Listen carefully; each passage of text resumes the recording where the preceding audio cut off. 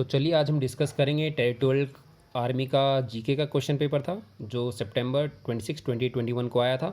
और same pattern आपका NDA में भी और डिफेंस रिलेटेड एग्जाम्स में पूछे जाते हैं, सेम पैटर्न। तो चलिए इसको डिस्कस करते हैं। क्वेश्चन नंबर 1 क्या कहता है? Shock absorbers are usually made of steel, as steel से ही बनते हैं। क्यों? क्योंकि इट हैज़ हायर इलास्टिसिटी। देखिए मेटल से ही ज़्यादातर बनते हैं और कौन सा मेटल बेस्ट है सूटेड? वो है स्टील, क्योंकि इसकी इलास्टिसिटी सबसे हाई होती है। एक इंपॉर्टेंट क्वेश्चन है, कई बार पूछा जाता है डिफरेंट एग्जाम्स में भी। क्वेश्चन नंबर 2, तो 1 का सी आंसर है। क्वेश्चन नंबर 2, इसका आंसर क्या है? The first stable product of photosynthesis is, इसका आंसर है 2 का सी। क्या है सी आंसर? फॉस्फोग्लाइसेरिक एसिड। ये एस मिसप्रिंट है, इसके बदले आर होना चाहिए था। क्वेश्चन नंबर 3 है, the sultan of Delhi who is reputed to have built the biggest network of canals in India was, कौन सा था? Who was the king? ये किंग था भाई फिरोज शाह तुगलक। इसी से रिलेटेड एक तुगलक और बड़ा फेमस था, वो कौन था? वो था मोहम्मद बिन तुगलक। उसने क्या करा था भाई, अपनी कैपिटल उसने पूरी कहा दिल्ली से देवनागरी ले चलो, ठीक है। तो वो भी बड़ा फेमस क्वेश्चन है, इंपॉर्टेंट क्वेश्चन है, आता काफ़ी है, ध्यान रखिएगा। क्वेश्चन नंबर 4 क्या है? Who is the author of the book the white tiger, ये किसने लिखी थी? ये लिखी थी भाई अरविंद अडिगा ने। 4th का बी है। Eutrophication, what is eutrophication? Eutrophication क्या है भाई? यूट्रोफिकेशन होता है जैसे अभी चाइना के क्विंगडाओ प्रोविंस में पता है, जैसे एल्गी आ गई है, मोटी मोटी पानी में जमा होगी, वो क्या होता है बेसिकली? तो it is characterised by rapid enrichment of water body with minerals and nutrients. उसमें बहुत कुछ आता है तो उसकी वजह से वो एल्गी वगैरह बन जाती है। तो 5th का है डी आंसर आपका, ये होता है eutrophication. Question number 6, in a pressure cooker cooking is faster because of the increase in vapour pressure. और उसकी वजह से क्या होता है? वेपर प्रेशर की वजह से इन चारों में से क्या ऑप्शन होता है?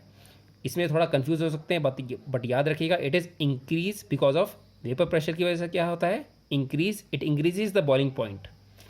तो भाई पानी जो प्रेशर कुकर में पानी पड़ता है, वेपर प्रेशर की वजह से क्या होता है? इसका बॉइलिंग पॉइंट इंक्रीज हो आता है। 100 के बदले मान लीजिए वो 111 121 पे पहुंच जाता है। उससे क्या होगा भाई? जब टेम्परेचर बढ़ गया, जब बॉइलिंग टेम्परेचर बढ़ गया तो आपकी सब्ज़ी जब उस बॉइलिंग पॉइंट पे पानी के साथ पहुंचेगी तो जल्दी पकेगी ना, क्योंकि हाई टेम्परेचर पे चीज़ें जल्दी पकेंगी। ओके, तो इसमें कन्फ्यूजन होता है, कई बार डिक्रीज लिख देते हैं, but the right answer is 6th D, it increases the boiling point.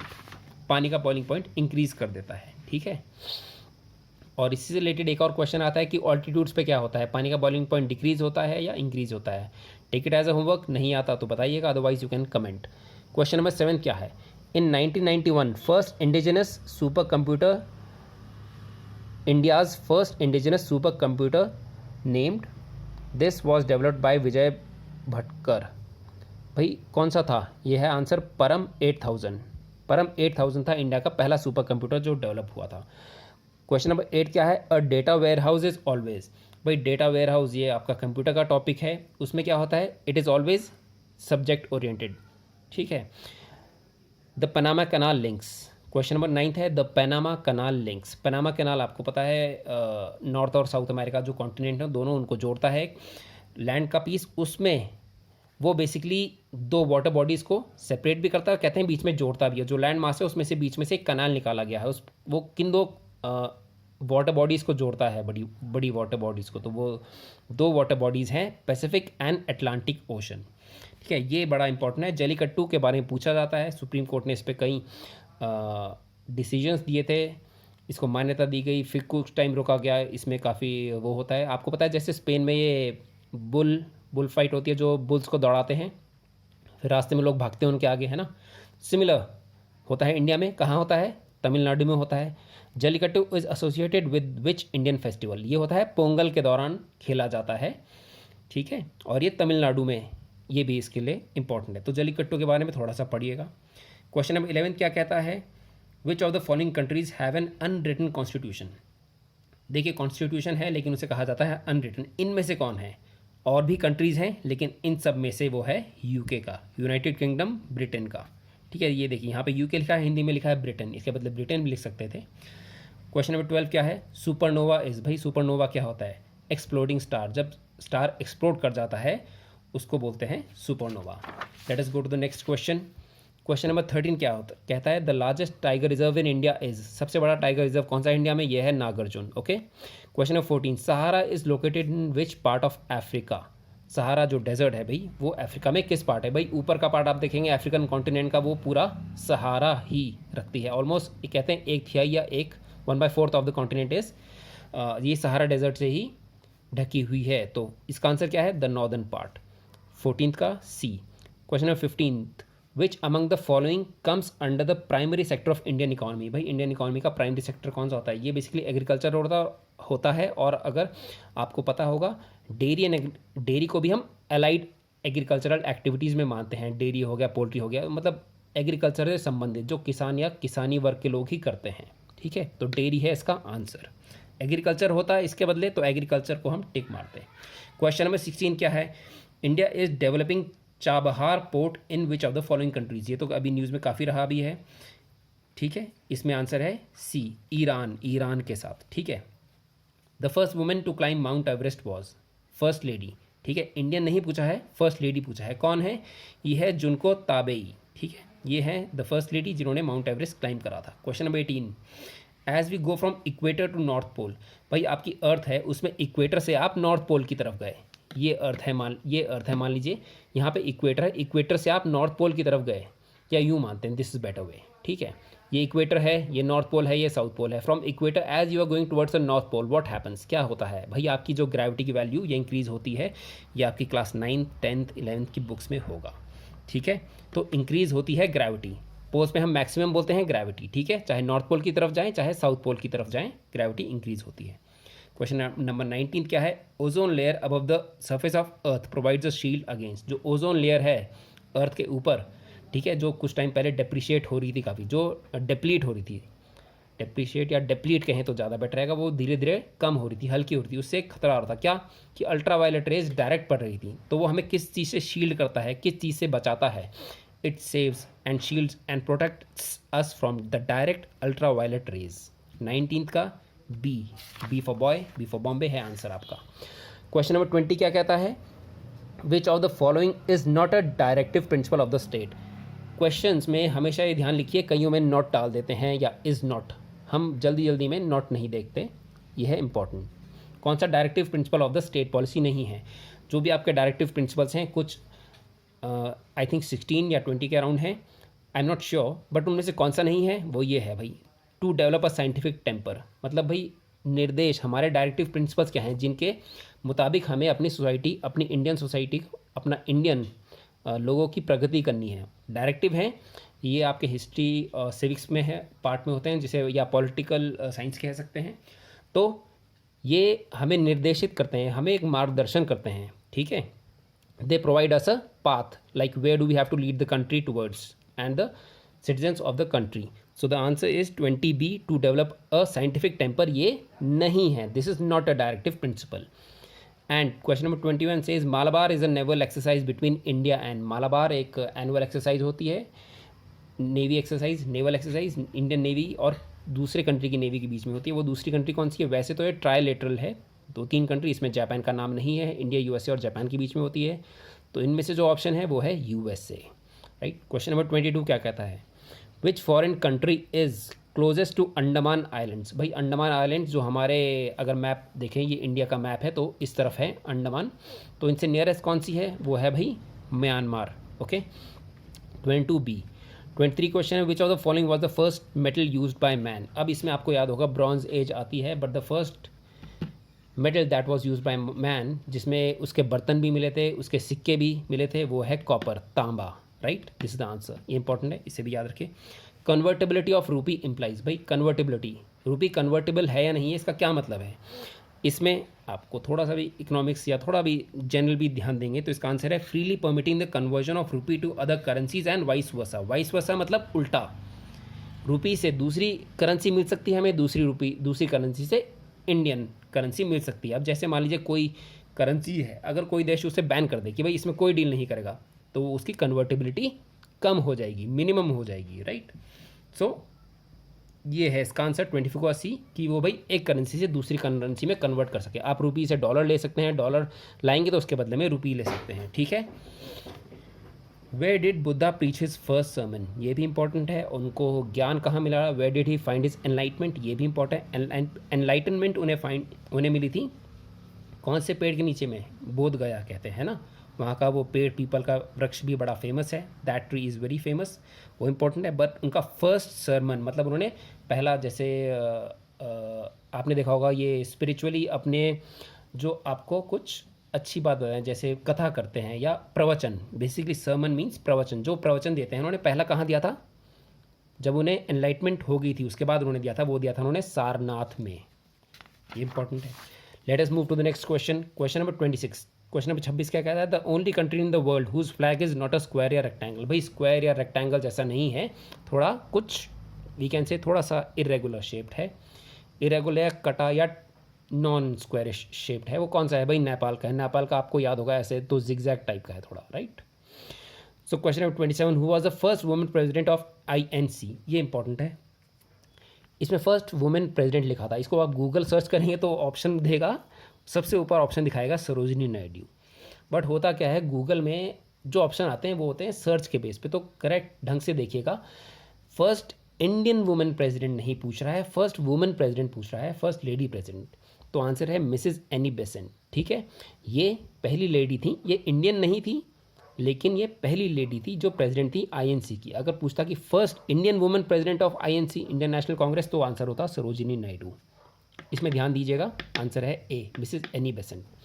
अब फिजिकल पॉलिसीज कनेक्टेड विद, भाई फिजिकल पॉलिसी क्या होती है, हर बजट, जो बजट आता है, बजट क्या होता है, फिजिकल पॉलिसी होती है। बजट हर स्टेट का भी आता है और पूरी कंट्री का भी आता है। वो क्या है, पब्लिक रेवेन्यू एंड एक्सपेंडिचर। भैया हमारी गवर्नमेंट की इनकम के स्रोत क्या है, इनकम क्या हो रही है और हमारा खर्चा क्या आएगा, उसके बारे में डिटेल बताएं कि हम भाई यहाँ खर्च करेंगे, यहाँ खर्च करेंगे, यहाँ खर्च करेंगे, हमें इतनी इनकम होगी, यहाँ से इतनी इनकम आएगी, तो उसकी डिटेल्स होती है। 28 का सी आंसर है। Question number 29, which Mughal king try to stop the practice of sati. भाई सती की प्रैक्टिस, अब इसमें आंसर आएगा भाई औरंगजेब ने भी कोशिश की, इन्होंने भी की, इन्होंने भी की, बट विच वॉज सबसे पहले किसने कोशिश की और ढंग की करी, और मतलब उन्होंने रोक लगा दी थी। उन्होंने कोशिश करी बट एज इज कोई लॉ नहीं लगाया था, अकबर ने डायरेक्टली रोक ही दी थी, Akbar. So Akbar is the correct answer in all of these. 29 A Akbar. Solar eclipse occurs when, solar eclipse means जो सूर्य ग्रहण कहते हैं। दो ग्रहण होते हैं, like there are two eclipses, one is lunar eclipse, one is solar eclipse. Solar होता है सन, लूनर होता है मून वाला। सोलर एक्लिप्स में क्या होता है भाई, जो हमें दिखता है वो वाला सोलर एक्लिप्स होता है। हमें कौन सा वाला दिखता है, जिसमें भाई जो हमारा सूरज होता है वो थोड़ा सा ढक जाता है किसी चीज़ से। वो क्या चीज़ होती है, वो हमारी अर्थ, वो बीच में जो मून आ रहा होता है उसकी परछाई होती है। तो देखिए the moon comes between sun and earth. तो चलिए क्वेश्चन नंबर 31 देखते हैं। क्वेश्चन नंबर 31 क्या कहता है, who is the first Indian cricketer to take a hat trick of wickets in a test. जो भाई जिसने टेस्ट में हैट्रिक ली थी वो कौन था, तो ये है श्री हमारे Harbhajan Singh ji. Question number 31 D part, which one of the following grand slam titles is also known as Roland Garros. ठीक है, टाइटल किसको बोलते हैं भाई, फ्रेंच ओपन को कहते हैं। ये 32 का ए आंसर है। ये हमारा जो लॉन टेनिस होता है उसके टाइटल हैं, राइट। क्वेश्चन नंबर 33 क्या है, which of the following causes variation in the genetic material of progeny. अब इसका करेक्ट आंसर क्या कहा जाए, इसमें काफ़ी हैं ऑप्शन। बेसिकली बनता है कि 1, 3 एंड 4। तो इसमें कहा जा रहा है कि भाई ये वाला मिसप्रिंट है, तो ऑप्शन क्या कहें, देखिए इससे भी आता है, इससे भी होता है म्यूटेशन, जो भाई जेनेटिकली जैसे मान लीजिए बच्चे हो रहे हैं और हो रहे हैं, चाहे ह्यूमंस के हों चाहे we can say living organisms के भी हों, तो इससे, इससे और इससे, इन ये तीनों इसके ऑप्शन हैं। तो ये होना चाहिए था क्या, थर्ड, 1, 3 एंड 4। तो 1, 3 एंड 4 तो आंसर है, क्योंकि ये 100% है, थर्ड वाला तो 100% है ही। इसमें आप देखेंगे थर्ड किस में, सिर्फ फर्स्ट और थर्ड, ये ऑप्शन है, ये नहीं है। और ये भी 100% इंपॉर्टेंट है, तो इसको फिलहाल मैं छोड़ रहा हूँ। आई कैन से कि ये मिसप्रिंट है, इसका थर्ड ऑप्शन होता तो ये सी होता। ओके, दिस इज़ इंपॉर्टेंट, इसको ध्यान दीजिए। इसका ये भी है, ये ज़रूर होता है, थर्ड 100% होता है, और ये भी होता है, ये भी होता है। जब 1, 3 एंड 4 हैं तो इसमें अगेन क्वेश्चन में मिसप्रिंट हो सकता है। तो हम भी ये कह रहे हैं कि इसमें ये होना चाहिए था ऑप्शन थर्ड और फिर ऑप्शन सी। तो इसको फिलहाल मैंने छोड़ दिया है, बट यू नो आप देख सकते हैं फर्स्ट, सेकंड, ये फर्स्ट, थर्ड एंड फोर्थ हैं इसके करेक्ट ऑप्शन। क्वेश्चन नंबर 34 पे जाते हैं। ये भी जरूर ध्यान दीजिएगा, एग्जाम्स में आपको कुछ कुछ क्वेश्चंस ऐसे आएंगे जिसमें आंसर नहीं मिल रहा होगा। उनमें अगर कन्फ्यूजन हो रहा हो, नेगेटिव मार्किंग है, तो इट्स बेटर कि आप उन्हें छोड़ दें रेदर दैन गलत करें। ठीक है, question number 34, Narayan Karthikeyan is a sportsman in the field of, कौन से भाई किस चीज़ में स्पोर्ट्समैन है, वो है फार्मूला 1 रेसिंग कार में। ठीक है, in banking sector CBSC stands in CBS for, भाई सी किसके लिए स्टैंड करता है, सी होता है कोर फुल फॉर्म बता देता हूँ इसका, core banking solution, C stands for core, तो कोर होता है 35B। Question number 36 is the executive power related to concurrent subjects remains with, ये आपका अगेन ये पॉलिटिकल साइंस का सब्जेक्ट या कह सकते हैं आपकी हिस्ट्री सिविक्स का है, क्या है, it lies with the state. Executive power related to concurrent subjects किसके पास होती है, स्टेट्स के पास होती है, तो 36 ए आंसर है।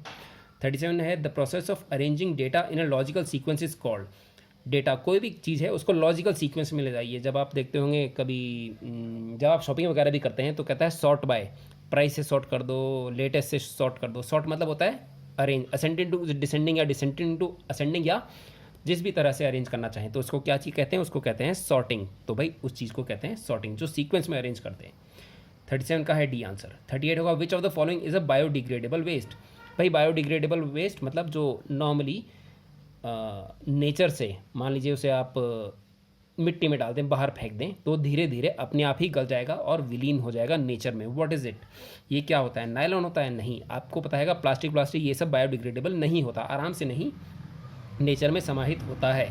तो नॉर्मल आपको पता है वूल किससे मिलती है भाई, ऊन आपकी बनती है नेचुरल उससे, ठीक है, तो वूल होता है। ये भी पॉलीथीन हो गया, प्लास्टिक हो गया, ये दोनों तो सेम ही चीज़ है, ये भी इसी का वेरिएंट है। नायलॉन भी इन्हीं से बनाया जाता है, ठीक है। तो वूल है जो नेचुरल बायोडिग्रेडेबल वेस्ट है, वो अपने आप देखेंगे आप ऊन फेंक दीजिए, कुछ 2-4 हफ्तों बाद या आई गेस ज़्यादा से ज़्यादा 1 महीने बाद गायब हो जाएगा, ठीक है।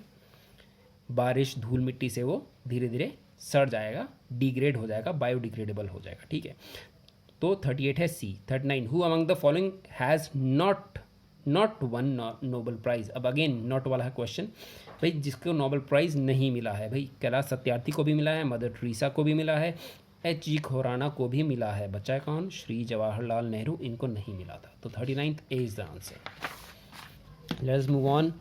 Addition of gypsum to cement. भाई जिप्सम ऐड करते हैं सीमेंट में तो क्या होता है भाई, it increases the setting time of cement. जो सीमेंट होता है उसे सेट करना होता है तो ये टाइम बढ़ा देता है, वरना सीमेंट डालेंगे और एकदम से सेट हो जाएगा तो आप किसी को चीज़ को फिनिश या डिज़ाइनिंग नहीं दे पाएंगे। तो उसमें हम जिप्सम ऐड कर देते हैं और फिर उसमें डिज़ाइन बनाते हैं। आप देखेंगे कोई मिस्त्री ऐसे काम करते होंगे तो, राइट। 40 का सी आंसर होगा। 41 क्या है, which of the following organs does not eliminate waste products from the body. Body से वेस्ट प्रोडक्ट कौन एलिमिनेट नहीं करता। अब आपको लगेगा भाई देखिए इसमें क्या है, स्किन। हमारी स्किन क्या एलिमिनेट करती है, जो आपको पसीना आता है वो कौन एलिमिनेट करता है, स्किन ही करता है। Skin is organ. दूसरा ध्यान दीजिए, ऑर्गन की बात हो रही है, आपको पता होना चाहिए ऑर्गन्स आपकी बॉडी में कौन कौन से हैं। किडनी क्या करती है, जो आपका ब्लड में से गंदगी छानती रहती है और ब्लड में से पानी जो आपका पानी होता है वो निकालती है, जो आपका यूरिया बनता है, तो ये भी एक एलिमिनेट करती है। कौन सा, which does not, again not वाला क्वेश्चन है, जो नहीं है। लीवर भी आपका क्या करता है, सेक्रीट करता है, आई थिंक बाइल या कुछ ऐसे ही कहते हैं। Liver also is an organ, वो आपका ये करता है, वो एलिमिनेट करता है कुछ waste product from the body, ठीक है, bile juice I suppose it is set. So the answer is large intestine. Large intestine आप इफ़ यू विल से कि आपका एक्सक्रीट्रा प्रोड्यूस करता है, but again it is not an organ, वो organ नहीं है, तो आंसर होगा 41 का A, that is large intestine. Which of the following is not correctly matched. कौन सा करेक्टली मैच नहीं है, तो भाई इसमें बाकी सब क्या हैं, बाकी सब कैपिटल्स हैं। कराची है पाकिस्तान की, वार्सो है पोलैंड की, डब्लिन है आयरलैंड की, रॉटरडैम ऑस्ट्रेलिया की नहीं है, इसलिए ये करेक्टली मैच नहीं है। This is the answer. 43 का, for determination of which of the following is carbon dating method used. अब कार्बन डेटिंग मेथड किसके लिए यूज़ होता है। अब अगेन भाई carbon dating method basically initially आया किस चीज़ के था भाई, कोई जो लिविंग थिंग्स थी उनकी एज जो अब नहीं रही, उनकी एज जानने के लिए। तो बेसिकली वो होता है ये जीवाश्म या फॉसिल्स के लिए। बट अगेन ट्रीज़ की भी एज नापी जा सकती है कार्बन डेटिंग से, और रॉक्स के एज इट इज़ नहीं नापते। बट ए या सी में से कोई भी हो सकता है, बस but most preferable is a, ये तो होता ही होता है, राइट। तो 43 का ए आंसर है। क्वेश्चन नंबर 44, ये क्या कहता है, which caves in a network of sculpted caves located in, which caves is a network of sculpted caves located in Mumbai harbour. भाई मुंबई के आसपास कौन सी है जो स्कल्प्टेड केव्स हैं, आंसर है आपका एलिफेंटा केव्स, ये मुंबई के पास में है, ठीक है। पूरा नेटवर्क है, जाल है केव्स का। Question number 45, in which stadium did Sachin Tendulkar complete his 100th century. भाई ये करी थी शेरे बांग्ला स्टेडियम में। स्टेडियम कहाँ है? Against Bangladesh in Asia cup में। ये भी इससे रिलेटेड याद रख सकते हैं। कभी भी आप क्वेश्चन अगर कभी रिवाइज करें तो उससे रिलेटेड जनरल नॉलेज भी याद रख लीजिएगा, ताकि उससे मे बी फ्यूचर में कभी हेल्प मिल जाए किसी और एग्ज़ाम में। तो भाई अगेंस्ट बांग्लादेश के अगेंस्ट स्कोर की थी और एशिया कप में करी थी। कहाँ पे? शेरे बांग्ला स्टेडियम में। ठीक है। क्वेश्चन नंबर 46 क्या कहता है आपका? From which country did India procure the aircraft carrier Admiral Gorshkov? जो एडमिरल गॉर्शकॉव था वो हमने रशिया से परचेज़ करा था, फिर उसको नाम दे, उसको ठीक ठाक कराया गया, प्रॉपर रिफर्बिश का किया गया और उसको नाम दिया गया था INS विक्रमादित्य। ठीक है। वो हमने किससे खरीदा था भाई? वो हमें खरीदा था रशिया से। इसमें भी ध्यान दीजिए क्योंकि कई कुछ इक्विपमेंट्स हमने यूक्रेन से भी खरीदे हैं। Russian and Ukraine equipments similar भी होंगे। Question number 47, the office of Lokpal and Lokayukta in India is based on which of the following? भाई लोकपाल और लोकायुक्त का जो कंसेप्ट आया था ये हमने किससे देख के करा था? ये हमने करा था भाई ऑम्बड्समैन ऑफ स्कैंडिनेविया। भाई हर कंट्री से कुछ ना कुछ देखा हमने जो अच्छा चीज़ है, तो ये भाई लोकायुक्त वगैरह हमने देखा था स्कैंडिनेविया से। ठीक है। उनके यहाँ ऑम्बड्समैन कहते हैं, उनके उससे हमने कंसेप्ट उठाया। 47 B answer. 48, who is the first ध्यान दीजिए, first air chief to receive the honour of marshal? इनके बाद हर एक को एयर चीफ मार्शल कहा जाता है, हर एक को। बट सबसे पहले कौन थे? ये थे श्री अर्जन सिंह। अब यहाँ पे अर्जुन लिखा है, लेकिन अगेन पेपर में मिसप्रिंट है, ये श्योरिटी है, ये होना चाहिए अर्जन, JAN जो मैंने देखा है। अगर इफ़ आई एम रॉन्ग तो मुझे करेक्ट करिए, you can comment and reply. This is Arjan Singh, it should be JAN, Arjan Singh. ठीक है। छोटी मोटी मिसप्रिंट्स वगैरह होती हैं, चलती हैं। Arjan Singh. 48 is the answer. 49, किसान दिवस, farmers day is observed on? आपका हर GS GK या किसी एग्जाम्स में आपको सारे डेज नेशनल इंटरनेशनल याद रखेंगे तो फ़ायदा होगा। एटलीस्ट एक क्वेश्चन कह सकते हैं, उम्मीद रहती है कि होता है, आ सकता है। किसान दिवस कब है भाई? इंडिया में मनाया जाता है 23 दिसंबर को हर साल। 49 का A आंसर है। 50 है, world economic report is published by? अब इसमें आप ध्यान दीजिएगा, कई अलग अलग नाम हैं, सिमिलर नाम हैं, ढंग से याद रखिएगा। वर्ल्ड इकोनॉमिक रिपोर्ट है, कोई ग्लोबल इकोनॉमिक रिपोर्ट या ग्लोबल इकोनॉमिक आउटलुक है, वो डिफरेंट ऑर्गेनाइजेशंस उन्हें पब्लिश करती हैं या उन्हें लाती हैं। ये किसने दिया है? World economic report is published by. ये कौन पब्लिश करता है? ये भाई पब्लिश करते हैं IMF। Okay, IMF। सो हमारे 50 क्वेश्चंस कंप्लीट हो गए हैं and you will find the description and other. इसके एक रीजनिंग का, मैथमेटिक्स का भी सॉल्व आप, you can find the link in the channel में भी होंगे, यू देख सकते हैं वीडियोस में। अदरवाइज़ जब मैं वो वीडियो लाऊंगा तो डिस्क्रिप्शन में भी उनके लिंक दे दूंगा। तो ओके, इसी नोट पे वील से बाय, थैंक यू, जय हिंद।